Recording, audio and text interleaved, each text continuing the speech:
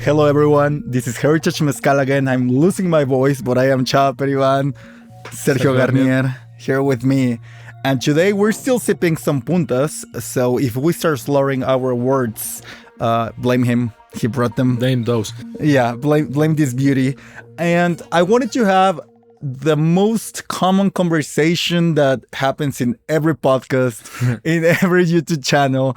So, I mean, it's usually so boring when people ask, so why did you get into mezcal? What changed your life?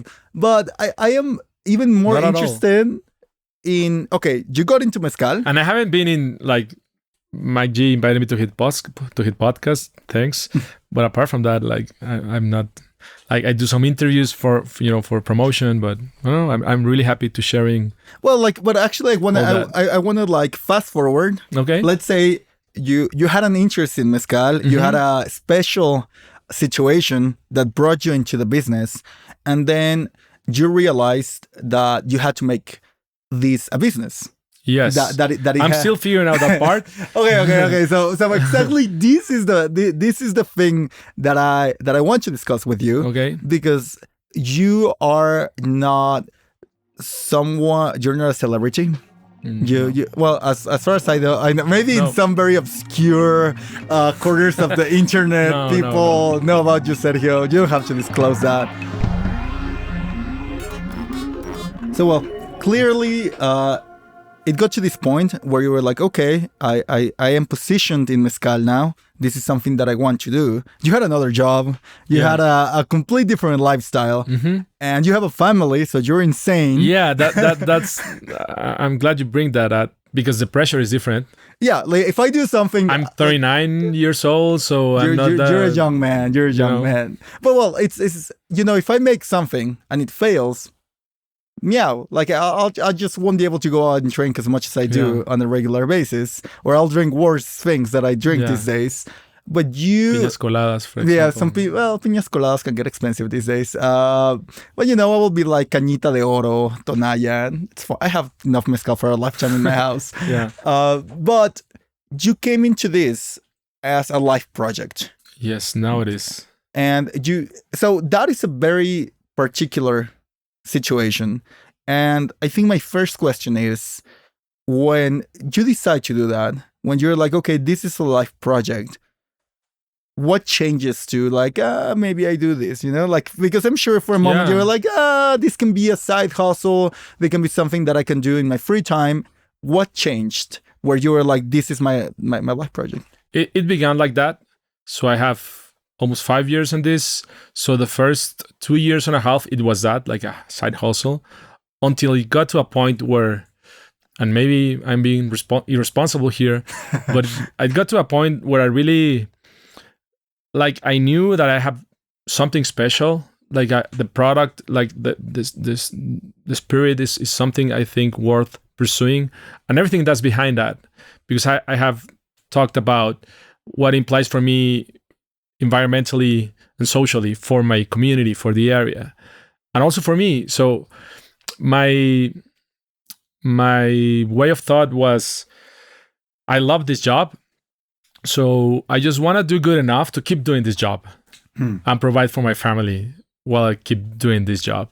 And also I have the support of my family, my father who owns the ranch, so I have that backup.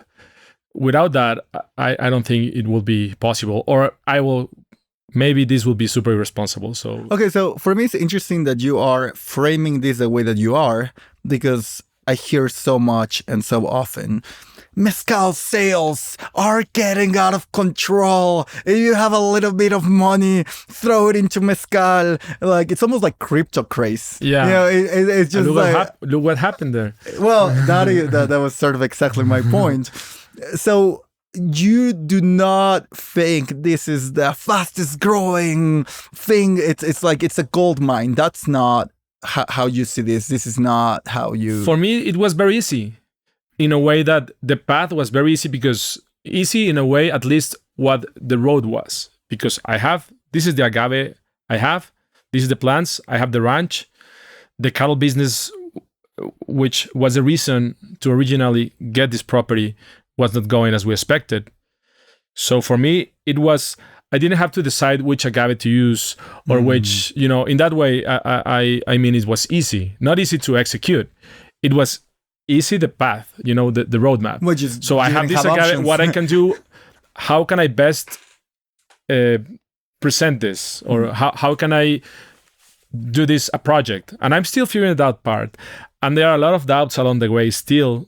Like the more and more people drink it and know it, and we're getting a little bit more of sales, I get more confident. But still, man, it's not easy. Like I still have questions because it's very limited. So I'm working here with a very rare agave. So that's my weakness, but in the other side, it's also my main strength, because there's not much of, if I had maybe a bunch of, I don't want to disrespect, but maybe if I had a bunch of Espadin or a bunch of another more common agave, maybe the road map for me will be very different. For me, I have this very rare agave. It turns out it makes a beautiful spirit. So let's pursue this. Let's make this into a good business model that makes sense and allows me to keep doing this job. And in a very specific way, and this is so convenient right now, because you came to Mexico City to film with me and to record with me, and I'm very, very grateful that you took the time. Make some sales as well. But that's important. That's exactly my question. So you came to Mexico City, which is one of the richest cities in the American continent. Okay. One of the biggest cities in the American continent. And it is still quite a question: who would you sell to and how would you sell to them, right? Or like, I'm still figuring that out. So now that you're standing here in Mexico City, who do you imagine that you're gonna sell? How do you imagine that business may happen in one of the richest, biggest cities of the Americas? So let me go a little bit back. Normally, so I do everything. So I do sales, now my wife just is helping me. But normally, I began doing sales, like the brand came to market last year in the US. So because of that you are saying, I was seeing more, and now I put the businessman hat on, and studying how the market behaves. There's more opportunity for brands like this in the US, at least for brands like mine with the kind of product I have, a very niche product, we can say, a very differentiated option to what's already out there. Well, yeah, because you have all the differentiators. You're from a region of Mexico that not a lot of people have drank stuff from. Yeah. You're from an agave that very few people have tried. You use you have like all the weird kid check marks. So that as I was saying before, that could be my bigger strength or weakness. I'm trying to see it as a strength. And why is this? Also, in Mexico, we have the taxes part. That's a whole conversation. Yeah, that's one of the main two reasons I decided to explore first the US market. But then, I want to have the spirit. I want to make some sales in Mexico. So Mexico City. So you take a look at this pie charts, and Mexico City is the biggest market. So I need to go there and see. And I have a couple of places that I'm interested, but normally I would think about, mezcalerias or just specialized agave spirits bars. But maybe I'm wrong. I don't know. Yeah. And it's interesting because you asked me, like, where should I go? Where should I go offer this? I'm like, I will pay you with mezcal if you help me. I'll take that. Now I know your price. Well, you've always known my price. Come on, Sergio. I'm not cheap. I'm easy. But I was like, I'm not so sure, because I walk into these places that have 25, 30 bottles on the shelf, and I'm thinking, like, how long does it take for them to reorder? Like what? And I was telling you, like, depends. I guess they will have the ones that rotate a lot, that turn over a lot. But then, how many lamparillos would you find in that lineup? That's true. And like the very, very limited experience that I've had in hospitality is, if you have a group of waiters and bartenders that are excited about a product, they'll push it like crazy. It doesn't matter if there's 50 there. There'll be many reasons for that, or at least I will divide it in two. Okay. One being like they really are excited about the product, or to they know their customers, or the other reason that it's the industry investing or some brands pushing that artificially, let's say, which is not an option for me because I have no money at this point. Oh, really? You're not gonna throw the big bucks? So it's either, well, I think, or if you have a different idea, but what I've seen is normally those two. Well, I also think that it happens that there are products that are very successful amongst people. So as a person working hospitality, you want the other person to be happy. Yeah. And if there's a product that usually gives you a happy face or a great reaction, I want to pursue that. And I think I'm a stupid idealist, really. No, that's great. And I think the Lamparillo wow factor, like, you've been along with a lot of mezcal nerds, and the worst kind of humans. Trying something different or something that they haven't tried before, it's what they are looking for.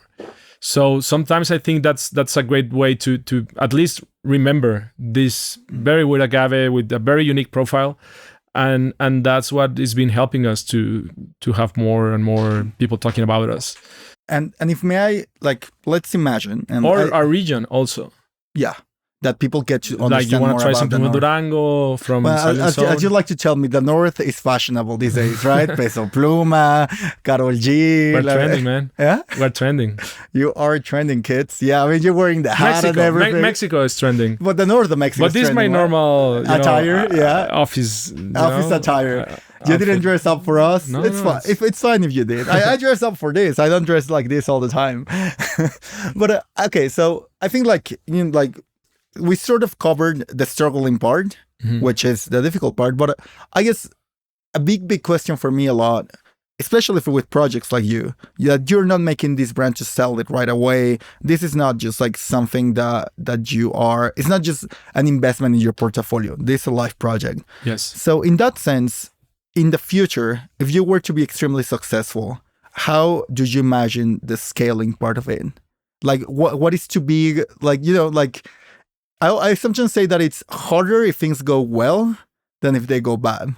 Sometimes the decisions there and the situations get a little bit more thorny.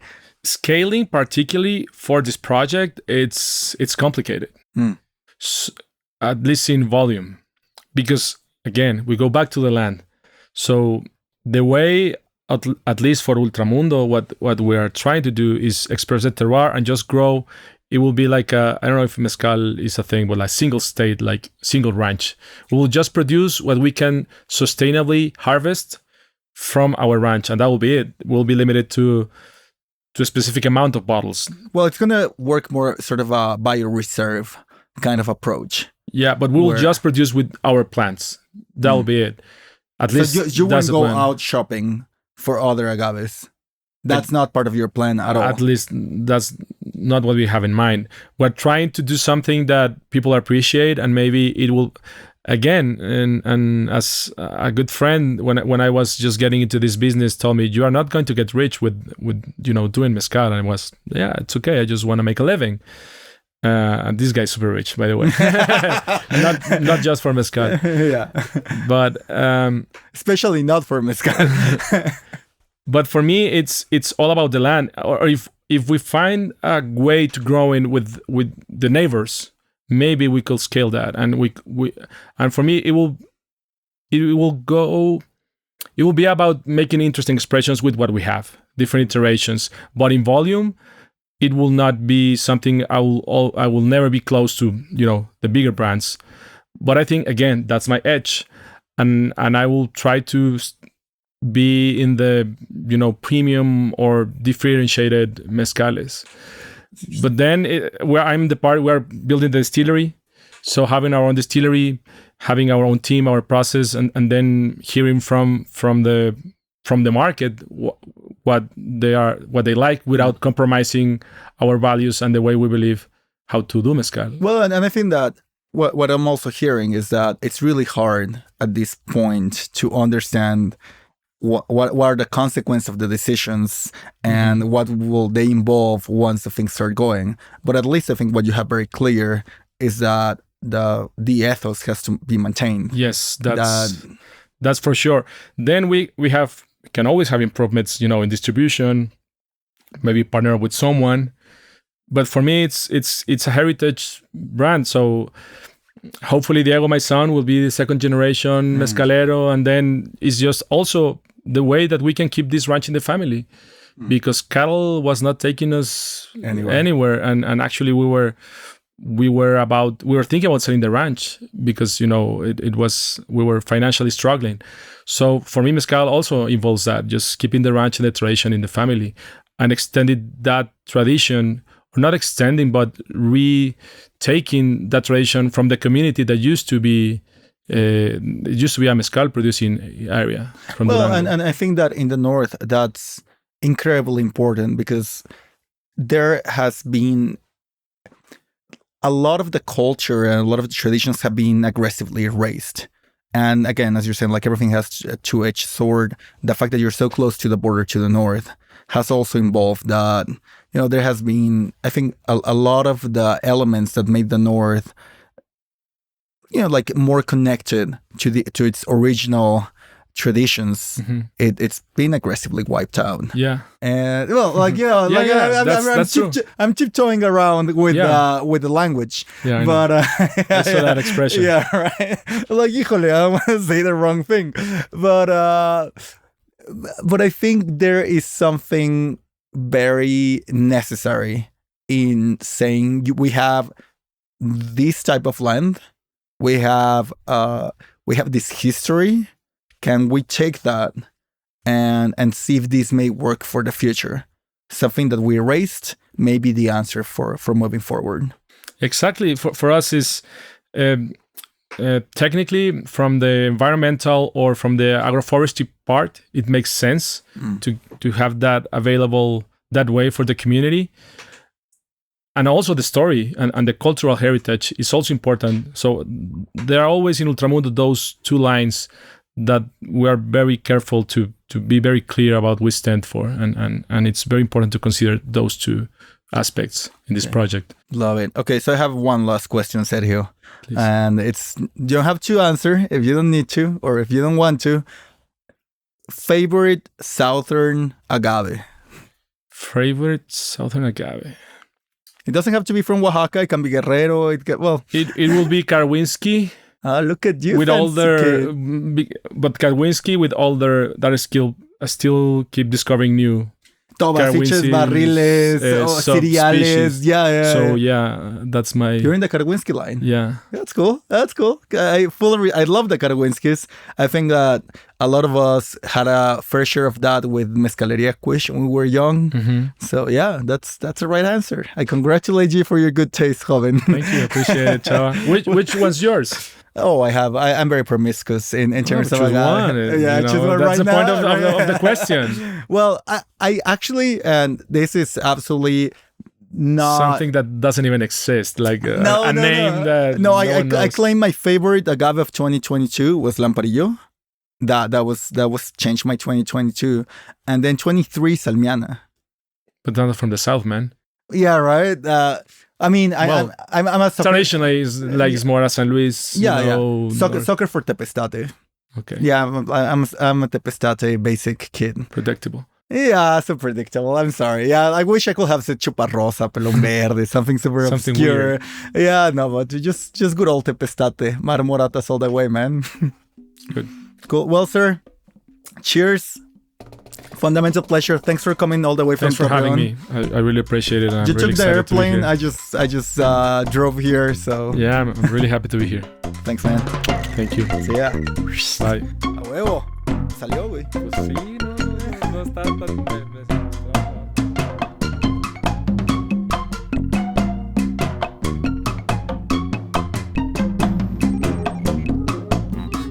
If you would like to taste some of the mezcal that is crafted in La Laguna region, I will recommend you try Sergio's project, Ultramundo. For now, he only works with Lamparillo, which is an agave that has a privileged space in my heart, so it's lovely. As per usual, all sounds and music were executed by Roy Sierra. Thanks for listening. Nos vemos al ratito.